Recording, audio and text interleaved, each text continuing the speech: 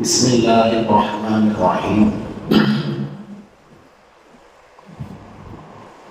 الحمد للہ رب العالمین والصلاة والسلام على سید الانبیاء والمرسلین اما بعد اعوذ باللہ من الشیطان الرجیم بسم اللہ الرحمن الرحیم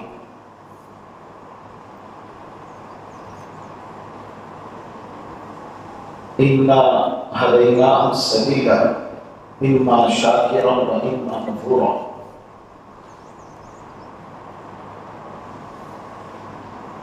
انا اعتدنا للکافرین سلاسل واغلالا وسعیرا ان الابرار یشربون من کأس کان مزاجها کافورا صدق اللہ العلی العظیم.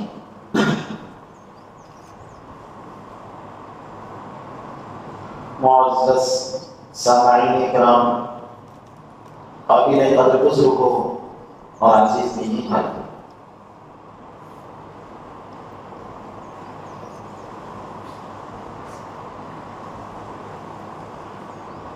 اسلام میں، مذہب اسلام میں، دین اسلام میں آزادی کا کیا تصور ہے؟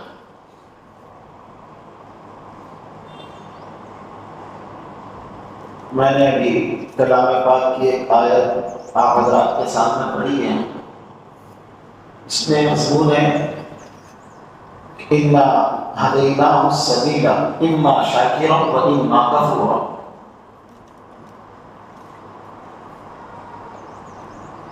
تو یہ دیکھو، ہم نے انسانوں کو پیدا کیا، ایک مقصد کے تحت میں پیدا کیا، دنیا میں بھیجا اور ان کی رہنمائی بھی کر دی. دنیا میں ان کو کیسے رہنا ہے بتا نہیں دیا. نبیوں کو بھیجا، رسولوں کو بھیجا. سب سے پہلا انسان، سب سے پہلا نبی حضرت آدم علیہ السلام. تو ہم نے مکمل ان کی رہنمائی کا انتظام بھی کیا، بتایا ان کو کہ دنیا میں تمہیں کیوں بھیجا گیا ہے اور دنیا میں تمہیں کیسے رہنا ہے. لیکن اللہ پاک نے مکمل طور پر انسان کو آزادی دی. اما شاکرا و اما کفورا. ہم نے تو انتظام کیا، بتایا کہ دیکھو، اگر تم اللہ کی رضا چاہتے ہو، اللہ کی خوشنودی چاہتے ہو، اور یہ بتا دیا گیا کہ تمہیں اس دنیا میں جو بھیجا گیا ہے تو ہمیشہ ہمیشہ کے لیے نہیں بھیجا گیا، ایک عارضی وقت تک کے لیے، ایک چھوٹی سی مدت کے لیے تمہیں بھیجا گیا ہے، اور اصل مقصد امتحان ہے، آزمائش ہے، بتا دیا گیا. ہاں، آزمائش کیا ہے کہ دیکھو، ہم نے جو نبیوں کو بھیجا ہے، ان نبیوں کے توسط سے جو تعلیمات اور جو احکام انسانوں کو دیے گئے ہیں، ان کے مطابق زندگی گزاریں گے تو پھر اللہ کی طرف سے ویلکم ہوگا. دنیا میں بھی اور آخرت میں بھی بدلہ ملے گا. اللہ کے احکامات کی اطاعت کا، اللہ کی غلامی کا بدلہ ملے گا. دنیا میں بھی ملے گا، آخرت میں بھی ملے گا. لیکن اگر کوئی اللہ کے احکام ماننا نہیں چاہتا، اپنی مرضی سے زندگی گزارنا چاہتا ہے، من چاہی زندگی، ہاں، تو اس کی بھی آزادی ہے. اللہ نے مجبور نہیں کیا، صاف کہہ دیا لا اکراہ فی الدین. دین میں کوئی زور زبردستی نہیں ہے. زبردستی کروا کر کے اللہ پاک جبرن انسانوں کو اپنا مطیع بنانا نہیں چاہتے. اگر یہ مقصد ہوتا تو انسانوں کو پیدا ہی نہیں کیا جاتا. چونکہ جبرن اللہ کے آگے ہر ایک سرنڈر ہے.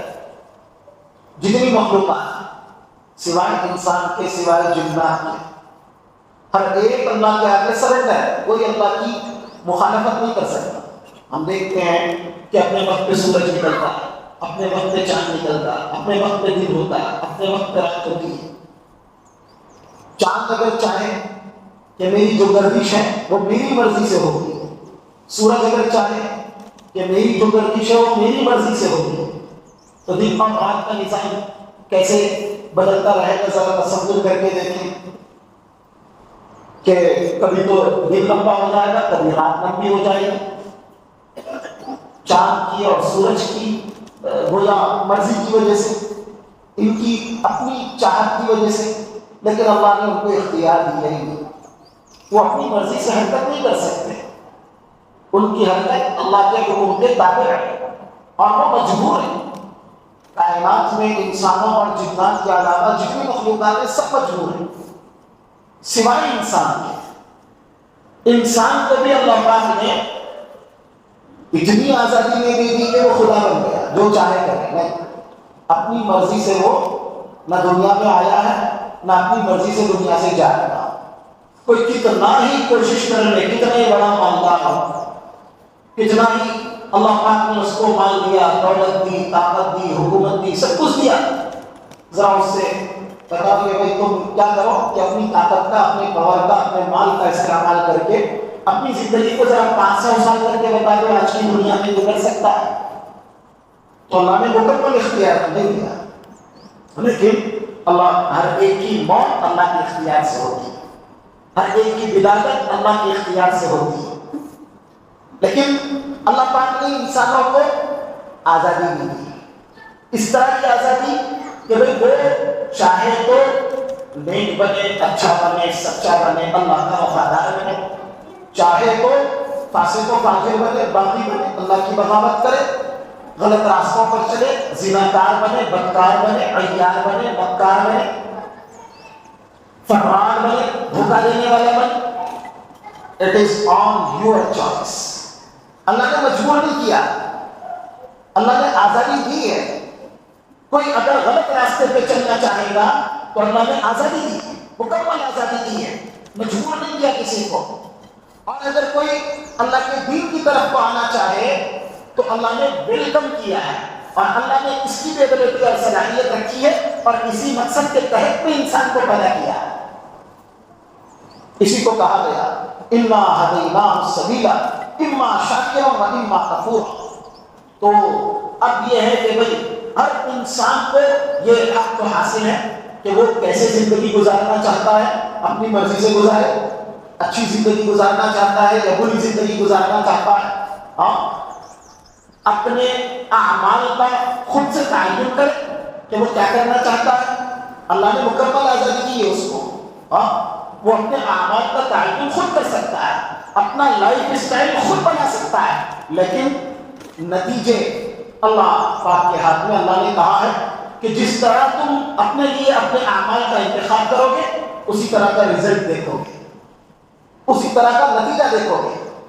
اگر تم اچھے کام کرو گے، اچھی زندگی گزارو گے تو اللہ پاک کی طرف سے ویلکم ہوگا، لیکن اگر تم اپنی چوائس کا، اپنی آزادی کا غلط استعمال کرو گے تو اس کا نقصان بھی تم خود اٹھاؤ گے، تم خود اٹھاؤ گے۔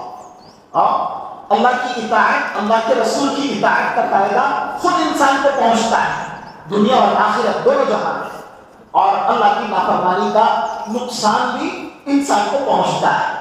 تو اللہ پاک نے یہ آزادی دی ہے۔ اب آپ یہ کہیں کہ بھئی اس طرح کی آزادی تو ہر جگہ دی جاتی ہے، آپ کسی کمپنی کے ملازم ہیں تو آپ کو یہ حق تو نہیں دیا جاتا کہ آپ جب چاہیں جب آئیں، جب چاہیں جب جائیں۔ اگر پہلی مرتبہ آپ سے غلطی ہو جاتی ہے تو نوٹس آتی ہے، دوسری مرتبہ نوٹس آتی ہے، تیسری مرتبہ کہہ دیا جاتا ہے کہ بھئی اب آپ کیا کریں کہ آپ اس کمپنی میں نہیں رہ سکتے، چونکہ آپ سے گویا ہمارے اپنے رولز ریگولیشنز کی پابندی نہیں ہو پا رہی، آپ یہاں پر چل نہیں پائیں گے، استعفیٰ کا مطالبہ کر دیا جاتا ہے۔ ہاں تو اب اس کا مطلب یہ تو نہیں کہ وہ جو کمپنی ہے اور وہ جو گویا اسکول ہے، کالج ہے یا جو کچھ بھی ہے، وہ کسی کو تھوڑی نا مجبور کر رہا ہے، مجبور نہیں کر رہا ہے۔ اگر اس اسکول سے فائدہ اٹھانا، اگر اس کالج سے فائدہ اٹھانا، اگر اس کمپنی سے فائدہ اٹھانا تو اس کو کیا کرنا پڑے گا کہ اس کمپنی کے رولز ریگولیشنز کا اس کو خیال کرنا پڑے گا۔ تو اسی طرح اگر اللہ کی رضا حاصل کرنا ہے، اللہ کی خوشنودی حاصل کرنا ہے، تو اللہ پاک نے ایک مکمل نظام چلایا نبیوں کا اور ہدایت دی ہے، تعلیمات دی ہیں۔ تو اب اگر ہم اللہ کی اطاعت کرنا چاہتے ہیں، اللہ کی خوشنودی حاصل کرنا چاہتے ہیں، تو اب ہمیں چاہیے کہ نبیوں کو فالو کریں، رسولوں کو فالو کریں، اور علماء کے جو جانشین ہیں ان کو فالو کریں، معلوم کریں کہ اللہ کی مرضی کیا ہے، اس کے مطابق اگر زندگی گزاریں گے تو پھر اب اس کو اگر آپ قید سے تعبیر کرتے ہیں تو ٹھیک ہے۔ اللہ کے نبی نے بھی کہا الدنیا سجن المؤمن، دنیا کیا ہے؟ مومن کا قید خانہ ہے، دنیا مومن کا قید خانہ ہے۔ تو قید خانہ کس اعتبار سے ہے کہ بھئی جب اس نے اپنا مقصد اور اپنا گول اونچا بنا لیا، آخرت کے لیے وہ کیا کر رہا ہے؟ جی رہا ہے، وہ اللہ کی خوشنودی کے لیے جی رہا ہے، تو اس کو اب اللہ کے لیے تھوڑا کچھ برداشت کرنا پڑے گا، اور وہ جو برداشت کرنا پڑے گا اس کا اعتبار کر کے کہا گیا ہے کہ اب دنیا سجن المؤمن، لیکن مجبور نہیں کیا گیا، مجبور نہیں کیا گیا، اب مکمل طور پر اختیار ہے۔ یہ دیکھیے کہ یہاں پر بہت بڑی غلطی ہو جاتی ہے اور خوبی بھی ہے تاریخ کے اندر، جس کی وجہ سے ملت اسلامیہ کو بہت زبردست طریقے کا نقصان پہنچا ہے۔ نہی عن المنکر کے درجات بھی اللہ نے مجبور نہیں کیا، اللہ نے آزاد چھوڑا ہے۔ جو غلط راستے کا انتخاب کرتا ہو تو طاقت کے بلبوتے پر اس کو کیا کیا جائے؟ صحیح راستے پر لایا جائے، اس کا مطالبہ اللہ کی طرف سے نہیں ہے۔ جناب نبی کریم حضرت محمد مصطفیٰ صلی اللہ علیہ وسلم کے خلاف کفار مکہ سازشیں کیا کرتے تھے، مکر کیا کرتے تھے، فریب کیا کرتے تھے، آپ کے راستے کی رکاوٹ بن جایا کرتے تھے اور طرح طرح کی اذیتیں آپ کو پہنچایا کرتے تھے۔ تو اب ازراہ شفقت اللہ کے نبی صلی اللہ علیہ وسلم کے دل میں کبھی اس طرح کا خیال آ جاتا تھا، خیال، اللہ کے نبی صلی اللہ علیہ وسلم کچھ ایسا کرنا نہیں چاہتے تھے، وہ نبی رحمت تھے، لیکن ایسا خیال کبھی آ جاتا تو اس خیال سے بھی منع کیا گیا۔ کیا خیال آ جاتا کہ بھئی یہ لوگ جو اتنے غرور میں ہیں نا، یہ مال کا غرور ہے، یہ نشہ ہے، اللہ کرے کہ ان کا یہ مال چھن جائے، یہ کفار مکہ کا، یہ سرداران مکہ کا، تو مال چھنے گا اور ان کی سرداریاں ختم ہوں گی تو پھر ان کو حق سمجھنا آسان ہوگا۔ تو اللہ پاک نے منع کیا، اللہ پاک نے کہا لا تمدن عینیک الی ما متعنا به ازواجا منهم زہرۃ الحیاۃ الدنیا لنفتنہم فیہ۔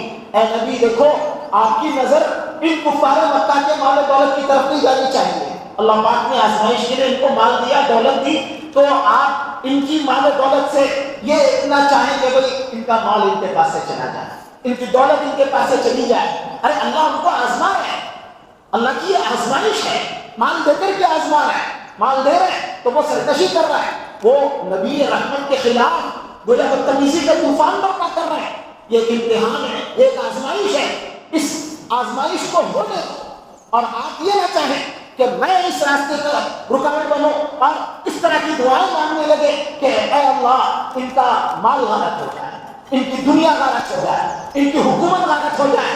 نہیں، یہ تو آزمائش کی جگہ ہے، تو یہاں شیطنت بھی چلے گی اور اللہ کے نبی حضرت محمد مصطفیٰ صلی اللہ علیہ وسلم اور نبیوں کا لایا ہوا نظام بھی چلے گا۔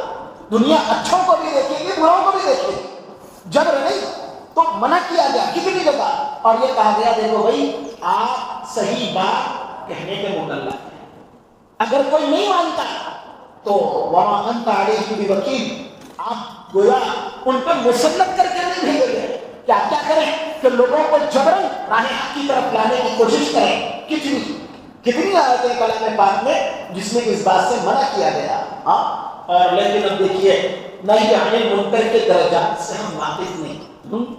نہی عن المنکر اگر حکومت کرے گی تو حکومت کے کرنے کا کام الگ ہے، اس کو تھوڑے سے اختیارات ہوتے ہیں تو وہ کر سکتی ہے، لیکن پبلک اگر حکمرانوں کے خلاف نہی عن المنکر کے لیے سڑکوں پر آئے گی، اب ہوتا کیا ہے کہ اس ملت کو، ملت اسلامیہ کو جو نقصان پہنچا ہے نا، ہم لوگ اس چیز کو سمجھتے ہیں۔ ہم کیا کرتے ہیں کہ اپنے بڑے بڑے عرب بادشاہوں کی عیاشیوں کو دیکھ کر، عیاش ہیں، دلال ہیں، اس میں کوئی شک نہیں کہ وہ دلالی کر رہا ہے.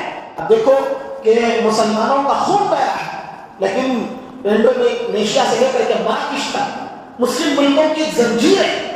اگر ان کا ایمان جاگ جائے تو کسی کی مجال نہ، کسی کی ہمت نہ. لیکن اب یہ سوچ رہے ہیں کہ ان کا سونا تو یہ غلطی ہے، ایک منکر ہے. لیکن اب اس منکر پہ نکیر کا طریقہ بھی اللہ کے نبی نے بتایا ہے. منکر کا وہ طریقہ نہیں جو ہم لوگ اختیار کرتے ہیں. سارے مڈل ایسٹ کے تماشے ہم نے دیکھے، فائدہ کس کو پہنچا؟ مصر گیا، تیونس گیا، لیبیا گیا، سب کچھ گیا. کیوں؟ ہم لوگ کیا چاہتے ہیں کہ طاقت کے بل بوتے پر ہم یہ چاہتے ہیں کہ اللہ کے نبی کا نظام نافذ کریں. تو کیسے ہوگا بھائی؟ ہم اپنے آپ کو بھولتے ہیں. سب سے پہلے تو ہمارا اختیار اپنی ذات پر ہے. ہمیں اپنی ذات کی فکر نہیں. ہم یہ چاہتے ہیں کہ یہ حکومت والے دلال کرسیوں سے ہٹائیں. وہ ہٹانے کے چکر میں خود اپنی ساری نیا کر دی، برباد کر دی، سارے ممالک تباہ کر دیے، برباد کر دیے. لیکن اللہ کے نبی نے جو ہدایت دی تھی، جو تعلیمات دی تھی اور جو طریقہ بتایا تھا، سیاست تو اللہ کے نبی نے بھی کی نا. اللہ کے نبی نے تو جو سیاست کی ہے وہ ایسی سیاست نہیں کی.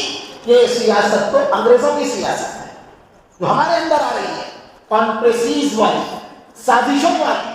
آپ دیکھ لیجئے، میں ایک بات کہہ کر کے اپنی بات کو ختم کرتا ہوں کہ آج مسلمانوں نے ہر جگہ یہ دیکھیے، انگریز جب اس ملک میں آئے تھے تو اس ملک کی کیفیت کیا تھی معلوم ہے آپ کو؟ پوری دنیا میں جتنی پیداوار ہوتی ہے 1/4 پیداوار، 1/4 پیداوار ہندوستان کرتا تھا. مغلوں نے ہندوستان کو یہاں تک پہنچایا، ایسی ہندوستان کو، اور پوری دنیا میں چرچے تھے ہندوستان. سلطنت عثمانیہ کے اندر جتنی آبادی بستی ہے اس کی 5 گنا زیادہ آبادی مغلوں کی زیر سلطنت بستی تھی. اتنی بڑی آبادی پر وہ حکمرانی کیا کرتے تھے. 40 لاکھ کی ان کی آرمی تھی اس زمانے کی. اور اس کو دیکھ کر کے، اور دنیا کا کوئی ایسا آرٹ نہیں تھا جو ہندوستان کے شہروں میں ملتا تھا. یہ کیفیت تھی. اور اس وقت برطانیہ کی کیفیت کیا تھی؟ پوری دنیا کی جو پیداوار ہے اس کا صرف 5% حصہ برطانیہ کا تھا.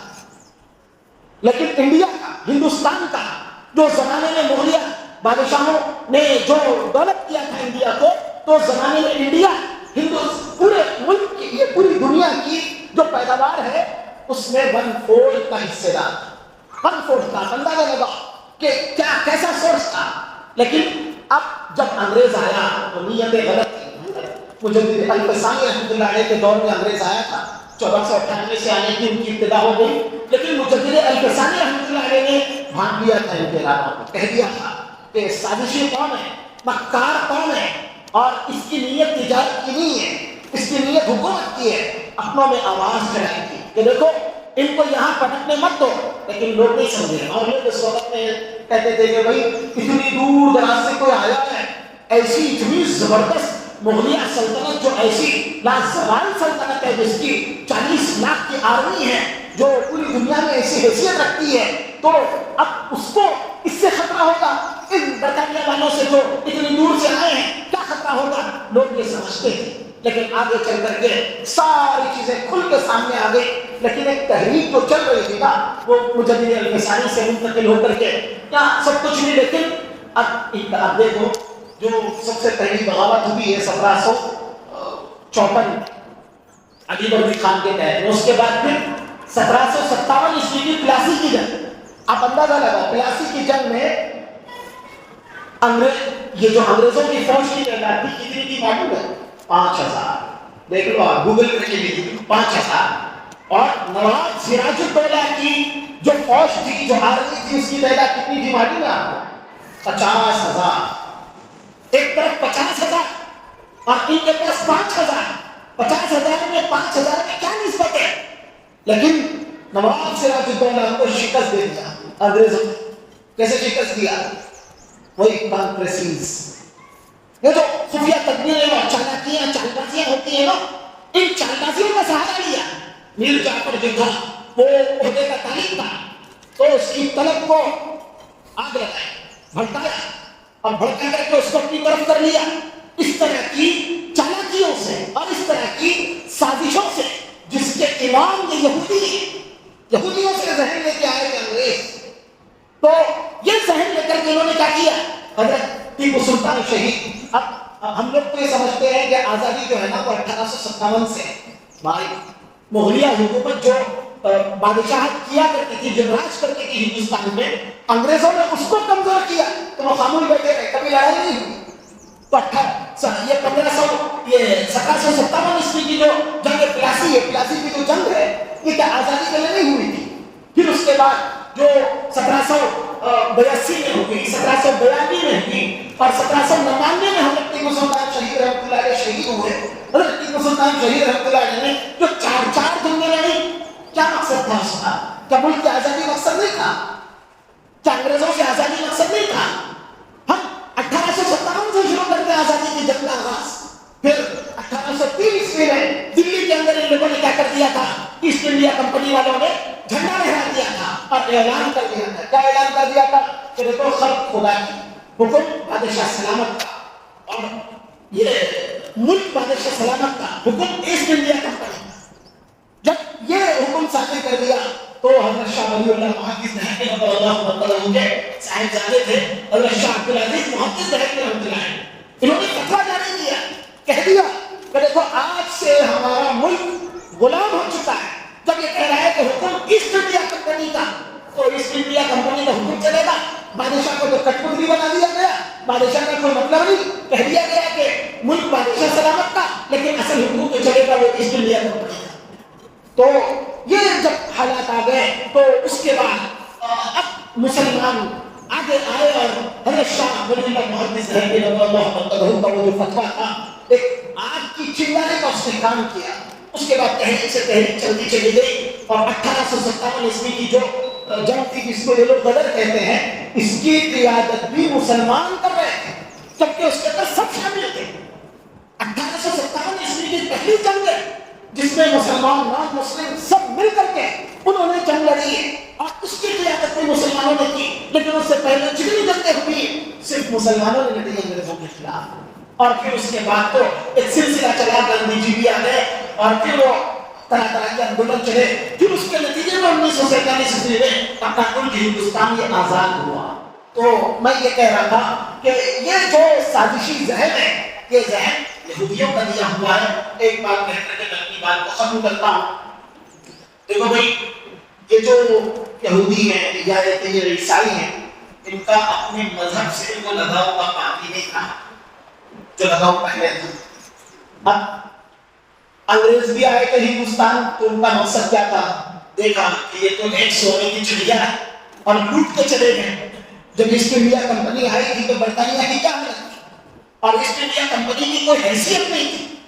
لیکن جب بنگال میں پہلی فتح انہوں نے حاصل کی تو زمانے کا جو کلیج کچھ نام تھا اس انگریز کا، اچانک راتوں رات میں اتنا بڑا مالدار بن گیا بنگال کے مال سے. اور اس نے برطانیہ کو جب بھیجا ہے تو یہ آئے تھے کہ کس مقصد سے آئے تھے؟ ان کا مقصد تو مال دولت. اور آج یہودی پوری دنیا پہ راج کرنے کا خواب دیکھ رہا ہے. یہودی کے اندر بھی اب وہ اپنے مذہب سے جو لگاؤ ہے وہ لگاؤ باقی نہیں رہا. اب یہ ان لوگوں نے پوری دنیا میں ایک کانسیپٹ آزادی کا پھیلایا ہوا ہے. کیا کانسیپٹ پھیلایا ہوا ہے؟ اس آزادی کے مغربی کانسیپٹ کے اندر بنیاد جو چیز ہے وہ مذہب سے آزادی. آزادی کا مطلب ان کے نزدیک یہ ہے کہ ہمیں اب مذہبوں سے ہم خود ڈیسائڈ کریں گے. انسان اس کے پاس عقل ہے، وہ اپنی عقل سے کیا کرے، وہ طے کرے کیا اچھا کیا برا. اور اب دیکھو کہ بھئی ہر چیز کے معنی ان لوگوں نے بدل دیے. اب کوئی گزرا ایک مرد دوسرے مرد سے تعلق قائم کر رہا تو دونوں مرد تیار ہیں تو تیسرے کو کیا لینا دینا ہے. اور قانونی طور پر انہوں نے کیا کر دیا اس کو، اور وہ اخلاقی اعتبار سے اس کی وکالت کرنے لگے. اور گویا ایک مرد اور ایک عورت بدکاری کے طور پر اگر لیگل ریلیشن شپ میں رہنا چاہتے ہو تو ان کو اس سے کوئی لینا دینا نہیں. مذہب کا معاملہ ان کے نزدیک کوئی معنی نہیں رکھتا. اللہ کے نبی حضرت محمد مصطفیٰ صلی اللہ علیہ وسلم کا جو نیا ہوا دین ہے اس کی جڑیں انتہائی مضبوط اور گہری ہے. دیکھو اللہ کے نبی نے خود ہی کہا تھا کہ یہ جو یہودی مذاہب ہیں اور یہ جو عیسائی مذاہب ہیں ان کی بنیادیں ہل گئی ہیں، ختم ہو گئی ہیں، یہ محرف ہیں۔ آسمانی طور پر جو کتابیں ان کے پاس اتر گئی تھی اس کو ان لوگوں نے بدل دیا ہے۔ اس کا نتیجہ یہ ہے کہ آج یہ جنگل راج کے لیے تیار ہو گئے، آج یہ مادر پدر آزادی کا تصور خود بھی رکھتے ہیں اور دنیا والوں کو بھی دیتے ہیں کہ دیکھو مادر پدر آزادی کی طرف تو آؤ، لیکن مذہب اسلام ہمیشہ شرافت کی وکالت کرتا ہے، ہمیشہ، اور گویا وہ امن کا طالب ہے دنیا کے اندر، گویا برائی پھیلے مذہب اسلام کو پسند نہیں۔ لوگوں اگر جیو تو اللہ کے حکموں کے پابند بن کر کے جیو، یہ الگ بات ہے کہ مجبور نہیں کیا، کہہ دیا لا اکراہ فی الدین، لیکن خوب وکالت کی اور کہا کہ دیکھو اگر تم صحیح راستے کا انتخاب نہیں کرتے تو اس کے نتائج بڑے بھیانک ہیں، لیکن آزادی دی، اس دو اسلامی آزادی ہے، اس آزادی کے تصور کو ہم سمجھیں۔ اللہ کرے کہ اللہ پاک جس قسم کی آزادی کا مطالبہ ہم سے کرتے ہیں، ہم آزادی کا استعمال اللہ کی رضا کے لیے کرنے والے بنے، اللہ کی خوشنودی حاصل کرنے کے لیے اس آزادی کا استعمال کرنے والے بنے۔ یہ آزادی کا تصور جو مغرب ہمیں دے رہا ہے، اللہ کرے کہ اس کی لعنت سے ہم بچیں۔ جو جس کی یہ بات ہے کہ میں چاہے یہ کروں، میں چاہے وہ کروں، میری مرضی، یہ جو مغربی کانسیپٹ ہے، آج ہم لوگ کیا ہے کہ دینی علماء سے بھی نفرت کے شکار ہو گئے۔ ہم یہ سمجھتے ہیں کہ یہ لوگ بھی اب کوئی صحیح راستہ نہیں دکھا رہے ہیں۔ مسئلہ یہ ہے کہ ہم اللہ کے نبی کے لائحہ نظام کو سمجھنا نہیں چاہتے۔ اللہ پاک سمجھنے کی توفیق نصیب فرمائے، اور جو غلط فہمیاں، بد فہمیاں پیدا ہو چکی ہیں اور دین اسلام کی حقانیت جو ہمارے دلوں میں اتر نہیں رہی ہے، اس کی وجہ یہ ہے کہ ہم اس سے دور ہیں۔ اللہ کرے کہ ہم اس کے قریب ہو جائیں اور اس کو سمجھنے والے بنے۔ آمین۔